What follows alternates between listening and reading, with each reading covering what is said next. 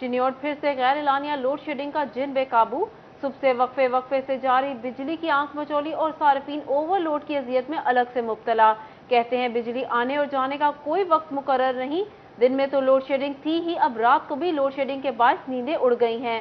कारोबार जिंदगी भी मुतासिर है, शदीद गर्मी से शहरी बेहाल हैं। इसी बारे में बात कर लेते हैं। बाबर मुनीर मौजूद हैं हमारे साथ। जी बताइएगा बाबर, क्या सूरत हाल है लोड शेडिंग की?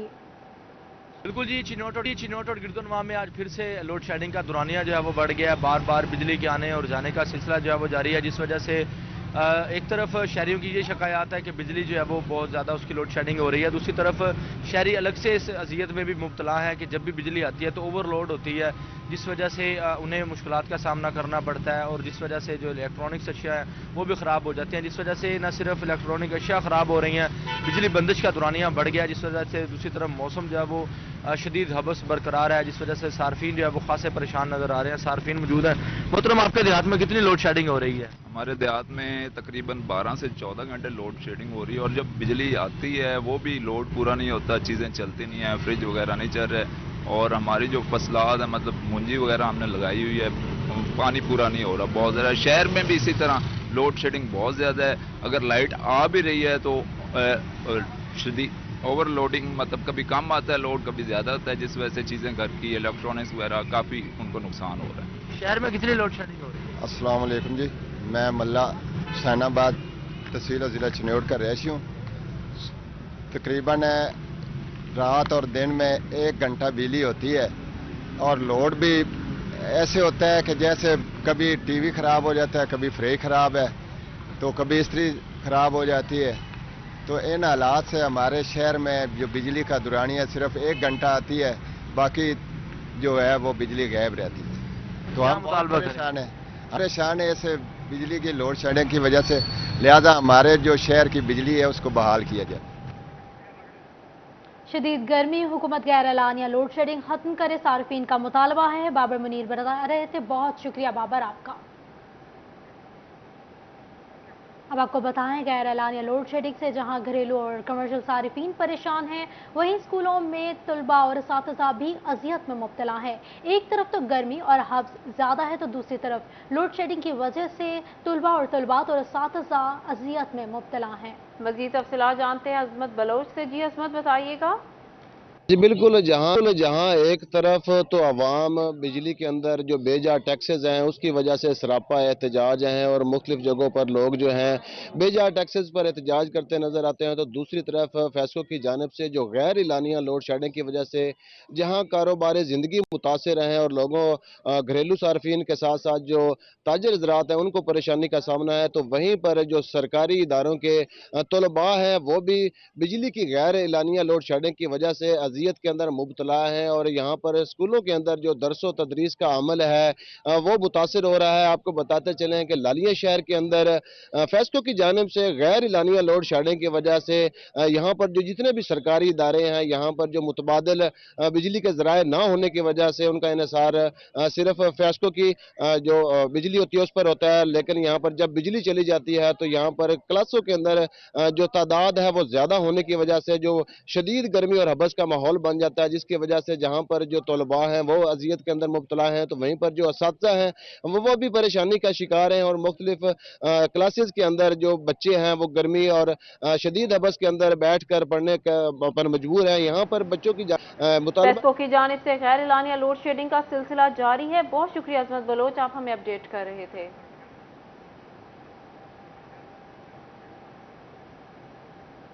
बिजली के बिलों में फ्यूल प्राइस एडजस्टमेंट पर किसान भी नाला। चिन्योट में किसान सरापा एहतजाज। बार एसोसिएशन पहुंच के ज़रूरी कनेक्शन से एफपीए के खात्मे के लिए रट पेटिशन दायर। सदर बार अशरफ महमूद और सेक्रेटरी शमशीर से कानूनी मुशावरत की। इसी बारे में जान लेते हैं। वकार घुमन मौजूद हैं हमारे साथ। जी बताइएगा वकार। जी, ज़िला चिन्योट के जो किसान हैं जो ज़रूरी मीटर्स हैं बिजली के उसमें जो फ्यूल प्राइस एडजस्टमेंट है उसके खिलाफ कानूनी चाराजोई करने जा रहे हैं।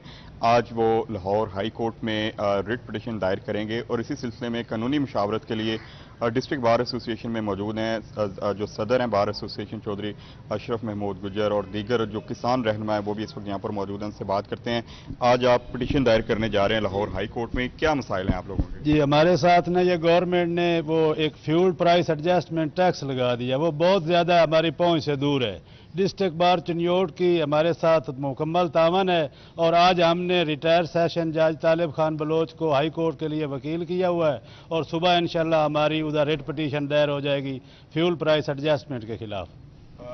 सदर बार एसोसिएशन भी हमारे साथ मौजूद है, उनसे बात करते हैं। चुर साहब, आप भी किसान हैं और इन लोगों के काफ़ी मसाइल हैं, बार एसोसिएशन इनकी किस हद तक मदद करेगी? जी, जहाँ तक बार एसोसिएशन का तल्लक है तो हम कानूनी तौर पर जो भी मुमकिन मदद हो सकेगी हम अपने किसान भाइयों के साथ हैं।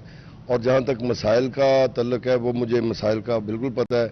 ये फ्यूल एडजस्टमेंट तो एक जो बम गिराया है, इसके अलावा जो मिलों का चलने का मसला है, खाद का जो मसाइल चल रहे हैं, वो उसके जो है प्रॉब्लम इतनी ज़्यादा है कि किसान हमारा जो है वो पिस के रह गया है। अब देखें, अक्टूबर में मिलों ने इनको खाद दी थी, वो जिस रेट पे उस वक्त उन्होंने मिल ने जाहिर सी बात है उसी रेट पे खरीदी थी। अब वो जो चार्ज कर रहे हैं वो जो आज का रेट है वो लगाना चाह रहे हैं। उनके पैसे इनके जो है उनके पास हैं और ज़बरदस्ती उससे कटौती कर रहे हैं। जो खाद का आज का रेट है वो लगा रहे हैं इनको। ये इंतहाई जाती है, मंतकी तौर पे वैसे ही गलत है।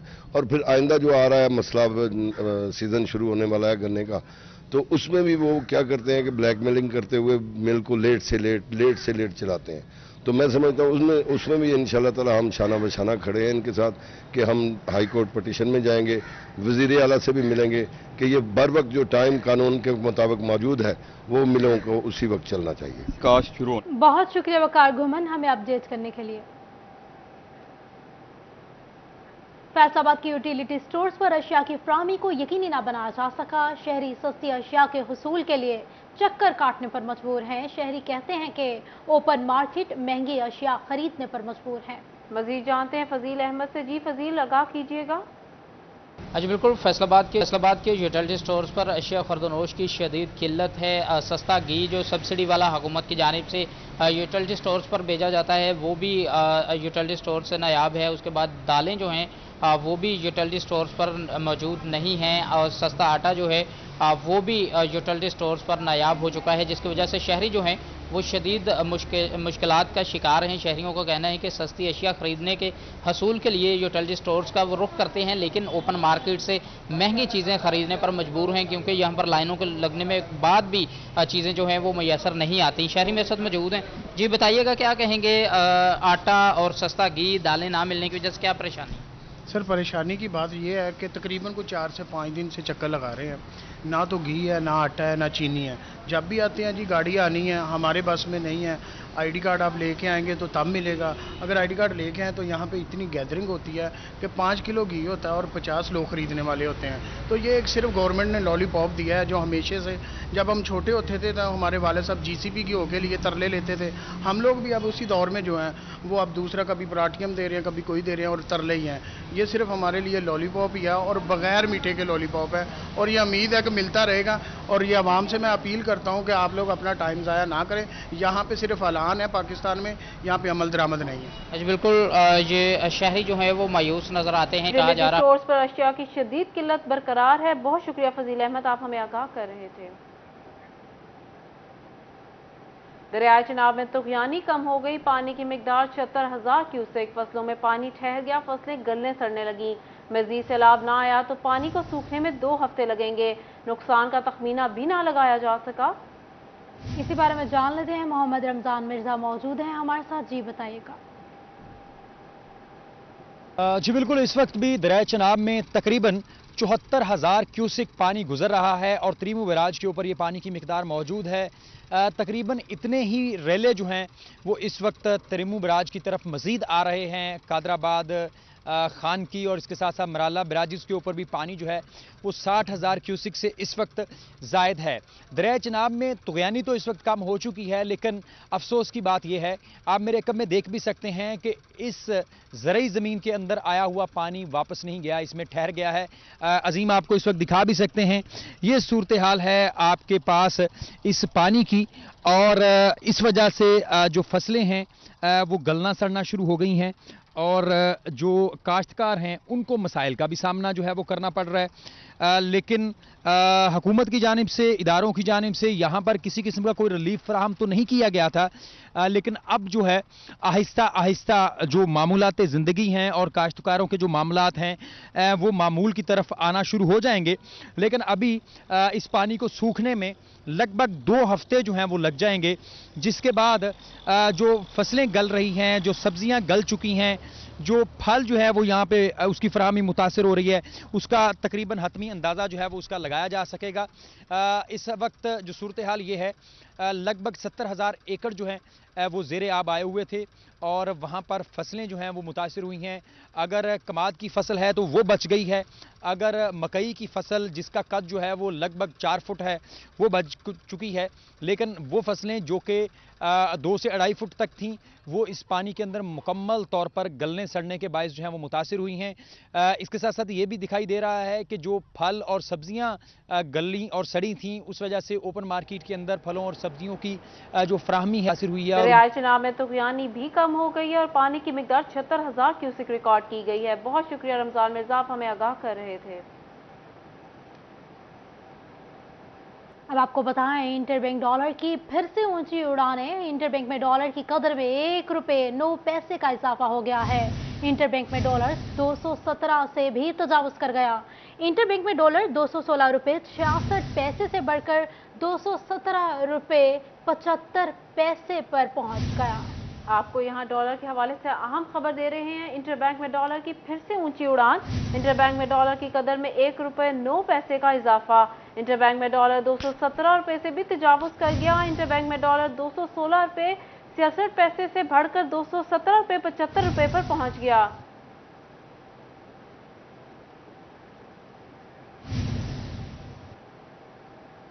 वार्ड में जगह नहीं, बाहर इंतजारगाह नहीं। डिस्ट्रिक्ट हेडक्वार्टर अस्पताल में मरीजों के साथ आए लवाहिकीन बेयारो मददगार। इंतजारगाह ना होने की वजह से लवाहिकीन जमीन पर ही बिस्तर लगाने पर मजबूर। जहां रात खुले आसमान तले काटी तो वहीं दिन में फाय की तलाश में किसी इमारत का सहारा लेने पर मजबूर। इसी बारे में जान लेते हैं। वसीम अजीज हमारे साथ मौजूद हैं। जी बताइएगा वसीम। जी बिल्कुल, जंग DHQ में जो है मरीज़ों के साथ आए लवाहिकीन बेयारो मददगार हो गए। इनके लिए ना ही तो बैठने के लिए कोई मुनासिब जगह मौजूद है और ना ही इनके लिए दीगर सहूलियात मौजूद है। मेरा कैमरामैन अली अब्बास आपको दिखा सकता है कि मेरे अकम में मौजूद जो मरीज़ों के साथ आए साइलिन हैं वो इस टाइम शेड के नीचे जो है वो बैठे हैं। यहाँ पर कचरा भी पड़ा है और यहीं पर जो है वो दीगर जो है वो सामान मौजूद है। यहीं पर ये रात गुजारते हैं और जब ये दिन होता है, सूरज की तपिश होती है, तो ये छाँव के लिए जो है वो इसी शेड के नीचे आ जाते हैं। हमारे साथ कुछ शहरी मौजूद हैं, इनसे बात करते हैं। सर बताइएगा क्या मुश्किलात होती हैं? आप मरीज़ों के साथ आते हैं, बैठने के लिए मुनासिब जगह नहीं है, क्या मुतालबा करेंगे हुकूमत से आप? पंजाबी बोलनी है सर, कोई नहीं मुतालबा। ये 1.5 घंटे का मैं आया अपने बतरीए लैके ते अंदर वार्ड मैनू नहीं जावन दिता, उन्हें मेरी भाभी ने जावन दिता है, लेकिन उन 1.5 घंटे की वजह तो उन्हें बोतल उन्होंने नहीं लाई। बच्चा सीरियस है, अगर कल बच्चे को जो बाहर आप खड़े हैं, धूप है, यहाँ पर देख रहे हैं नीचे बैठे हैं लवाहिकीन, तो इसके बारे में क्या कहेंगे आप? की आखिए, इन्होंने चाहिए कि इन्होंने सहूलत दें। दूर दूर तो मुसाफिर आए हो तो वेखो तुहाडे सामने किस तरह पे मलहूम दे ना दा वारिस कोई नहीं। जी बिल्कुल, इनका यही कहना है कि सहूलियात की जो है यहाँ पर अशद ज़रूरत कमी है। यहाँ पर हमारे साथ कुछ और शहरी मौजूद हैं, इनसे बात करते हैं। सर आप बताइएगा, आप आए हैं, कहाँ से आए हैं और जो है कब से आप यहाँ पर मौजूद हैं? कल के मौजूद हैं इतने।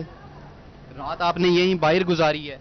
आओ बस इतने अस्पताल के बाहर ही थे, उत्थे बह रहे, उत्थे बह रहे, जिथे दिल की बह रहे, जो हालात है आप देख रहे हो।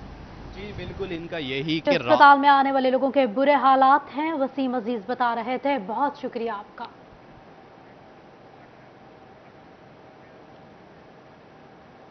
मरीजों के लिए बड़ी खबर। एलाइड अस्पताल में सांस के अमराज और जोड़ों के अमराज के लिए वार्ड बना जाएगा। दुनिया भर से आए मरीज मुस्तफीद हो सकेंगे। इसी सिलसिला में मजीद तफसीलात जान लेते हैं अज़ादार हुसैन से। जी अज़ादार हुसैन, बताइएगा ये वार्ड किस जगह बनाई जा रही है और कब तक फाल हो जाएगी? आज बिल्कुल सांस के अमराज में मुब्तला मरीज़ और इसके अलावा जोड़ों के दर्द में मुब्तला मरीज़ों के लिए एक अच्छी खबर है। एलाइड अस्पताल इंतजामिया की जानिब से एक वार्ड यहाँ पे बनाने का ऐलान किया गया है, जहाँ पे मरीज़ दाखिल किए जाएंगे और उन्हें इलाज मुआवजे की जो सहूलियात हैं वो फराहम की जा सकेंगी। इससे अगर फैसलाबाद कल से बात की जाए तो सिर्फ DHQ अस्पताल में एक वार्ड थी, और कोरोना जब से आया है तो जो सांस के अमराज में मुबतला मरीज हैं इनकी तादाद में जो है बहुत ज़्यादा इजाफा देखने में नज़र आ रहा है, जिसके बाद अब अलाइड अस्पताल में जो है ये वार्ड का क्याम अमल में लाया जा रहा है। हमारे साथ तर्जमान अलाइड अस्पताल डॉक्टर अमाद यूं मौजूद है। डॉक्टर अमाद, क्या कहेंगे, कब से वार्ड बनाई जा रही है और कितने बेड पे मुश्तमिल होगी? जी, अस्सलाम वालेकुम। सबसे पहले तो ये है कि ये जो वार्ड है इसका क्याम बर्न सेंटर के पीछे हमने एक नई बिल्डिंग जो कि हमें हैंड ओवर हुई थी, अपनी मदद आपके तहत बना के दी गई थी, जिसमें हमने सबसे पहले तो अपना क्या कहते हैं गुर्दों से रिलेटेड अमराज के जो मरीज़ हैं उनके लिए हमने डायलिसिस सेंटर और जो गुर्दों का वार्ड था वो वहाँ शिफ्ट किया है। उसके बाद लॉन्ग स्टे वार्ड वहाँ पे शिफ्ट किया है, और अब तीसरे फेज़ में वहाँ सांस के अमराज और हमारे जोड़ों के दर्द के अमराज का जो स्पेशलिस्ट है उनके लिए एक सब क्लिनिक वहाँ पे बनाया जा रहा है।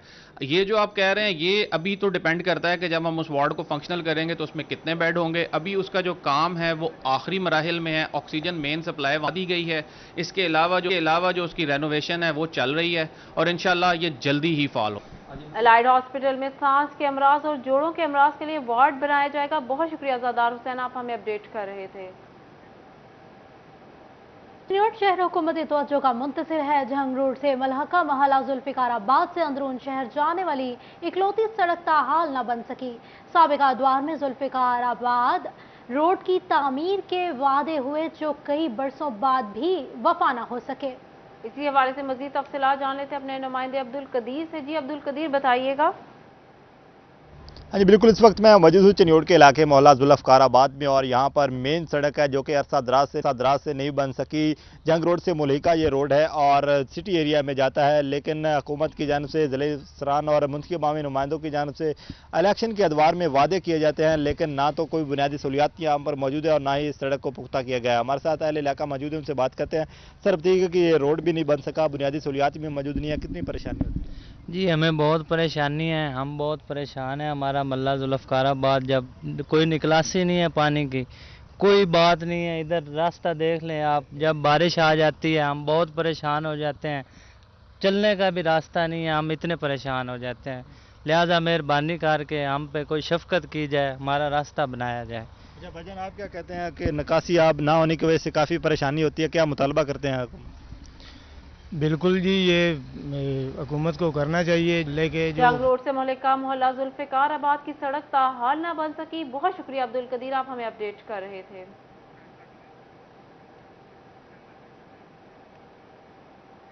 फॉरेस्ट पार्क जिला टोबा टेक सिंह का सबसे बड़ा पार्क है। इंतजामिया की अदम तवज्जुही के बायस उजड़ चुका है। झूले लाइट्स बिल्कुल टूट फूट का शिकार हैं। शहरियों का कहना है इस हालात में पार्क आने से खौफ आता है। इसी बारे में मजीद जान लेते हैं। उसामा यासीन हमारे साथ मौजूद हैं। जी बताइएगा उसामा, क्या कहना है शहरियों का? बिल्कुल, मैं टोबा टेक्सिंग के सबसे बड़े पार्क में मौजूद हूँ, फॉरेस्ट पार्क, जिसका तकरीबन जो एरिया है वो 55 एकड़ है। 55 एकड़ पे ये मुहित है पार्क, जो 2004 में इसकी ताज़ीनो आराइश की गई थी। तब इसकी हालत देखने वाली थी, लेकिन जैसे जैसे वक्त गुजरता गया लोगों में इजाफा होता गया। इसकी देखभाल में इसका इतनी देखभाल जिला इंतज़ामिया की जानिब से नहीं की गई। अब ये तबाह हाली का शिकार है। झूले टूट चुके हैं, पार्क में घास जो झाड़ियाँ की सूरत इख्तियार कर चुका है, झील में पानी सूख चुका है। जो इसमें जानवर रखे गए थे बच्चों के लिए वो बिल्कुल पिंजरे टूट चुके हैं, जानवर अंदर नहीं है। मेरे साथ कुछ शहरी भी मौजूद हैं, उनसे भी बात कर लेते हैं। जी बताइएगा कि पार्क जब ये बना था तब इसकी हालत कैसी थी और अब इसकी हालत पर देख के तरस आ रहा है, आप इसके बारे में क्या कहें? मैं तो यही कहूँगा कि इसमें मुलाजिम तकरीबन 15 से 20 होने चाहिए, क्योंकि मुलाजिम होना ज़रूरी है। ये देखो ना सामने घास कितना बड़ा है, तो जो सैल करने के लिए आता है, एक एंजॉय करने के लिए आता है, हरियाली देखने के लिए आता है, और जब भी इधर कोई आता है तो वो देख के वो पीछे को चले जाता है, परेशान होता है कि यार पार्क बैठने की जगह ही कोई नहीं है इधर में। तो बाकी ये देखो कि तकरीबन मुलाजिम आते हैं, 2 दिन आते हैं, वो यही कह देते हैं कि बाकी जो डीसीओ ने बुलाए हुए हैं, भी सारे मुलाजिम डीसीओ सभा इतना फारग है यार, कोई डीसीओ के पास चले जाते हैं।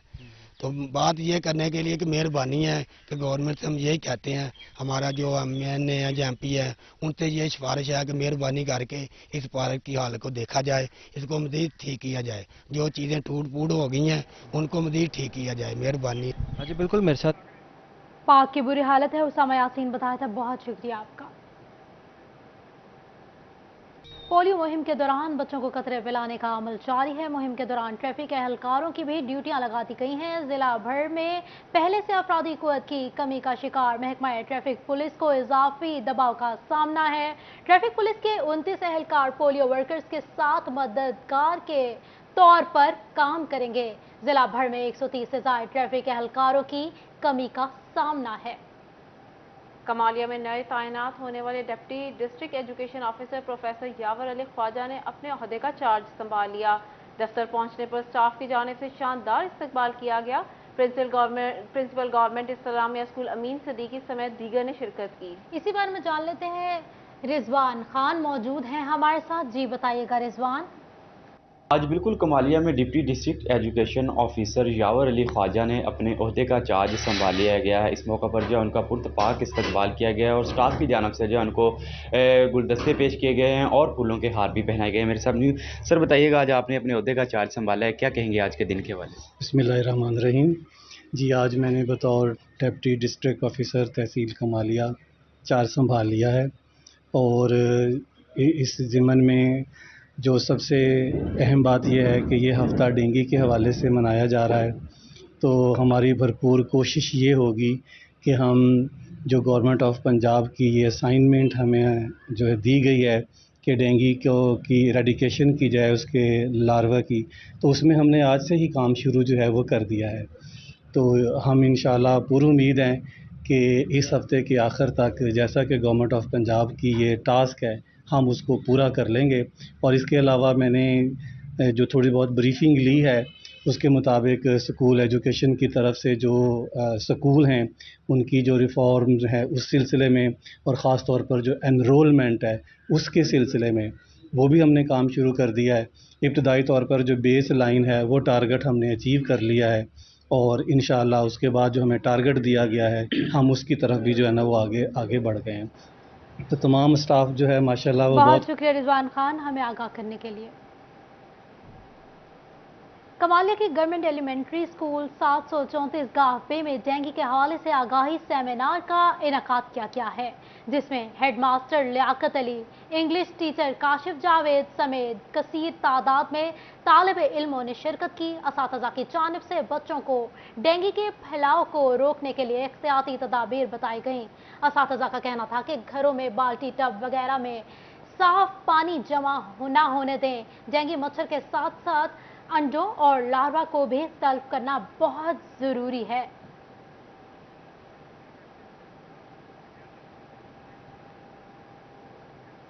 नेशनल इंस्टीट्यूट ऑफ मैनेजमेंट के 31वें सीनियर मैनेजमेंट कोर्स के शुरका का फैसलाबाद में inland study visit commissioner Faisalabad Zahid Hussain ने शिरकत की। शरीक अफसरान को ब्रीफिंग भी दी गई। जाहिद हुसैन कहते हैं इनलैंड स्टडी विजिट जहां कोर्स में शामिल अफसरान के लिए मुफीद है वहीं फैसलाबाद शहर के लिए भी मुफीद है। इसी बारे में जान लेते हैं, वकास बेग मौजूद हैं हमारे साथ। जी बताइएगा वकास। जी बिल्कुल, national institute of management Islamabad से सीनियर मैनेजमेंट कोर्स के 31वें सेशन से अफसरान जो हैं वो इनलैंड स्टडी टूर के दौरे पर फैसलाबाद में मौजूद हैं, जिन्हें कमिश्नर फैसलाबाद जाहिद हुसैन साहब की जानिब से बाकायदा ब्रीफिंग भी दी गई है। कमिश्नर साहब हमारे साथ मौजूद हैं, इनसे भी पूछेंगे। सर, 31वां सीनियर बैच है, आपकी जानिब से ब्रीफिंग दी गई है, क्या समझते हैं कि क्या आज की ब्रीफिंग में जो है इनको बताया गया है? बहुत इंफॉर्मेटिव सेशन उनके साथ किया गया है। ये सीनियर मैनेजमेंट कोर्स के लोग जो फील्ड में ऑलरेडी पोस्टेड होते हैं, मुख्तलिफ अहम पोजीशंस पे फाइज होते हैं, इनका जब ग्रेड 20 में प्रमोशन के लिए एक मैंडेटरी कोर्स होता है सीनियर मैनेजमेंट कोर्स, उसके शुरका है ये इस्लामाबाद से तशरीफ़ लाए हैं और मुख्तलिफ डिपार्टमेंट्स में ये अपनी खिदमात सर अंजाम दे रहे हैं। फैसलाबाद में उनका ये दौरा उनके लिए भी बहुत इम्पॉर्टेंट और हमारे लिए कि हमने डिसेमिनेट की वो इन्फॉर्मेशन और वो चीज़ें जो फैसलाबाद के साथ मखसूस हैं, उनके साथ हमने उनको मुकम्मल तौर पे ब्रीफ़ किया है कि फैसलाबाद में रेवेन्यू एडमिनिस्ट्रेशन क्या है, फैसलाबाद में पुलिस सिस्टम्स कैसे काम कर रहे हैं, फेडमिक क्या है, फेडमिक की सिक्योरिटी के क्या इश्यूज़ हैं, फैसलाबाद का जो इंडस्ट्रियल सेटअप है उसके क्या मसाइल हैं, क्या चैलेंजेस हैं, क्या अपॉर्चुनिटीज़ उसमें मौजूद है।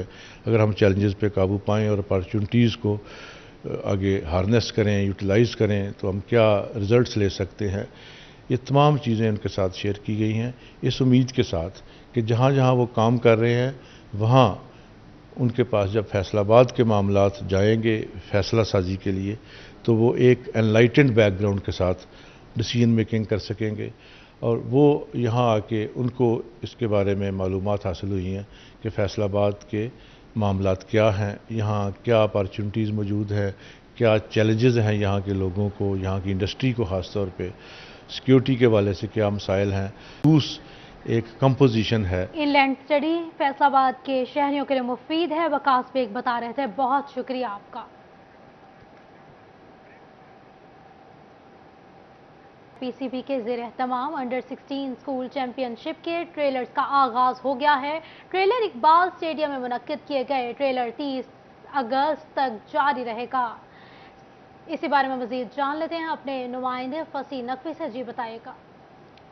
जी बिल्कुल, पीसीबी के ज़ेर एहतमाम जो है अंडर 16 स्कूल चैम्पियनशिप जो है उनके ट्रायल्स का जो है आज आगाज़ हो चुका है और ये तकरीबन 23 अगस्त से लेकर 30 अगस्त तक जो है इनके जो ट्रायल है ऐसे ही होते रहेंगे। हमारे साथ साहब के क्रिकेट शाहिद नज़ीर साहब मौजूद हैं, इनसे पूछते हैं। सर बताइएगा कि बड़ी अच्छी काविश है कि एक छोटी उम्र से ही स्कूल लेवल से ही क्रिकेट को आगाज़ कर देना और बड़े लेवल तक पहुँचाना, क्या कहना चाहेंगे? जी डेफिनेटली ये सेंट्रल पंजाब ने लास्ट ईयर जो इवेंट्स शुरू करवाए हैं, जो आपको पता है बहुत अरसा पहले से क्रिकेट बंद हो गई हुई थी स्कूल्स और कॉलेजेस की, ये क्रिकेट का रिवाइवल है ये जो सेंट्रल पंजाब ने लास्ट ईयर से शुरू किया है।